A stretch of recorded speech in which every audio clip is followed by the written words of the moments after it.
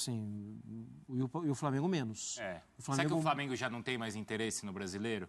Eu não acredito. Não acredito? Eu acho que o Flamengo pode ter entrado menos concentrado e acaba que você, para recuperar, para jogar... Se tivesse vencido hoje, vencendo o jogo atrasado com o Inter... Estaria na liderança. Não, estaria na liderança. Exato, eu acho. Conseguiu jogar. E o time do Flamengo não conseguiu pelo menos tocar essa bola com ritmo, né, ter o controle do jogo. Não, é isso que eu acho que a maioria dos torcedores flamenguistas ficam pensando. Pô, o Corinthians está numa fase, o Flamengo num time bom, né, com um time de qualidade, não conseguiu jogar, não conseguiu colocar as digitais, vamos dizer assim, colocar o seu estilo de jogo dentro do Corinthians, dentro do jogo contra o Corinthians. Há méritos do Corinthians? Sim, mas o Flamengo pode jogar mais. A gente vê que o Flamengo teve mais posse, mas pouco entrou na área do Corinthians. Olha lá, 20 jogadas na área rival contra 12. O Corinthians trabalhou muito bem essa... por isso que eu acho que, por exemplo, se invertesse, eu entraria com o meu ataque do Corinthians seria Garro, Thales Magno e Giovani. Porque o Giovani entrega... mais qualidade, eu não sei o Hector, que chegou agora, não sei a qualidade dele também. 3 minutos hoje? 3, né? 3 minutos. Ele saiu. Também tava... Com 3 minutos ele já caiu. Então, assim, eu colocaria o Giovani, porque o Giovani tem velocidade para puxar contra-ataque, ele tem uma boa técnica, finaliza bem, eu acho que ele finaliza até melhor do que o Yuri Alberto em relação a isso, ele dá mais opção. Né? Aí você libera um pouco mais o Thales Magno, vamos dizer assim, e você faz embora o Garro hoje jogou muito bem, mas você consegue fazer com esses dois volantes uma marcação e dá para o Garro um pouquinho mais de liberdade e fala para ele, quando você perder a bola, vai para o lado direito. Fica ali, ou se posiciona, ou você fala com o Giovani para voltar, entendeu? Até porque o Corinthians não fazia marcação-pressão no Flamengo. O Corinthians voltava, né, para esperar. Então, se você vai esperar, você precisa ter velocidade. Quando o Ramon puxa o Thales Magno para trás, para fazer a linha de 3, né, de marcação, porque ele tinha o Fernandes, tinha o Charles e tinha o Thales Magno, que fazia essa marcação junto com os 5 aqui. Né? Então, o Flamengo não conseguia jogar, mas pela morosidade, pela tranquilidade de poder jogar. Se acelera um pouquinho mais o ritmo, chegou um determinado momento, eu mostrei para você ali, ó, comecinho do segundo tempo, o Corinthians cansou, o Corinthians já não está mais fazendo uma boa recomposição. Primeira bola, tocaram para o Pedro com aquela esquerda ali, bateu sozinho no meio campo. Então, era dar ritmo, você movimenta o time adversário. Só que o Flamengo não conseguiu fazer isso. E o Corinthians fez exatamente o que entrou em campo para fazer. Eu vou me defender, vou sair no contra-ataque e vou jogar no erro do adversário.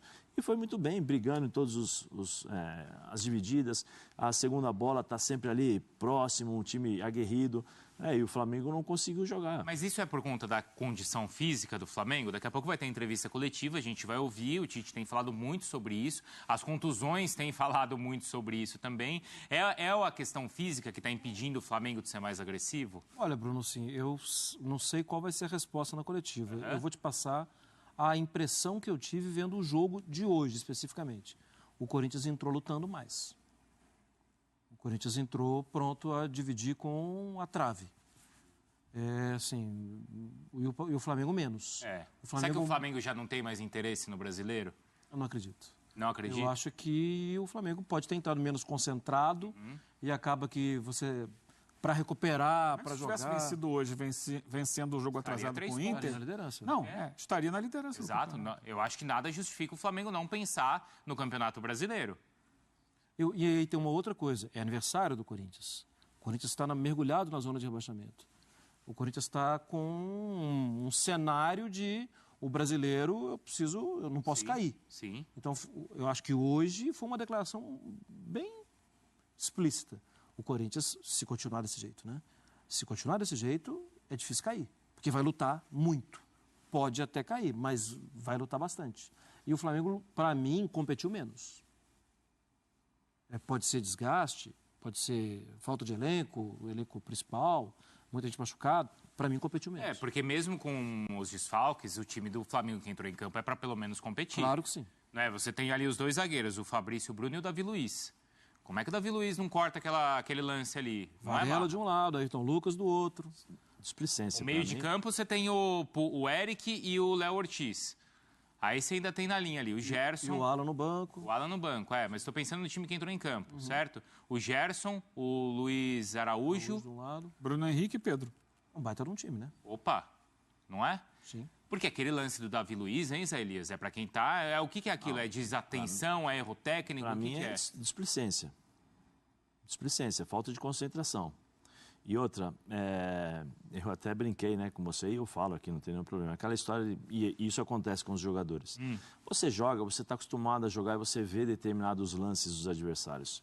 Né? A maioria dos jogadores estão acostumados a assistirem jogos do Corinthians, a assistirem o que o Yuri Alberto faz, as limitações, os problemas. Ô, Zé, eu vou te interromper rapidinho, a gente volta nesse lance do Davi Luiz, mas o pessoal da Neoquímica Arena está chamando, tá? Então tem a Duda Gonçalves, depois a gente até separa esse lance do Davi com o Luiz Alberto, para a gente entender o que aconteceu ali na abordagem. O que eu falei? Luiz Alberto. Yuri Alberto, para a gente ver o que aconteceu ali na maneira da abordagem de marcação. A Duda Gonçalves está chamando a gente. Vamos lá, Duda, como é o lado do Flamengo? Desculpa, o Rafael Valente que está por lá. E o Rafa já está aqui no Sport Center também, né, Rafa? Para contar para a gente como os rubro-negros viram, então, essa derrota e as contas que a gente fazia em relação à disputa pelo título da competição, ou pelo menos liderança. Rafa. Fala, Bruno. Boa noite também aos amigos do estúdio, ao nosso fã de esporte. Olha, no finalzinho do jogo, o jogo terminou muito quente aqui na arena, né? A gente observou até os jogadores aqui do Flamengo indo na arbitragem, cobrar, porque queriam mais tempo de jogo. O Flamengo estava com 2 jogadores a mais em relação ao Corinthians e acreditava até ali no empate. Mas durante o jogo todo, e eu até estava acompanhando vocês falando, principalmente o Mário Marra, a gente sentiu muito isso do Flamengo, sabe? Não foi aquele Flamengo de grande ímpeto em outros momentos da temporada, aquele Flamengo que sufoca o adversário, que tenta, que cria. A gente até percebeu muitos espaços no meio de campo ali, acho que o segundo gol do Corinthians ilustra muito isso. Não foi um Flamengo que a gente está acostumado a ver.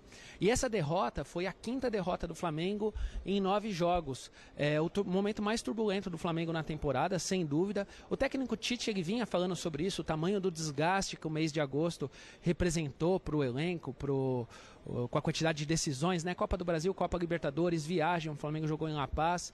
Hoje, por exemplo, não teve 7 jogadores de última hora. O zagueiro Léo Pereira, que no treino de ontem sentiu o joelho, ficou de fora. O Pedro voltou, o Pedro não jogava desde 15 de agosto, até fez o gol do Flamengo, o gol de pênalti, mas o Flamengo em momento algum a gente viu ele pressionando o Corinthians e ele batalhando pela vitória. Foi até uma característica diferente do que a gente viu.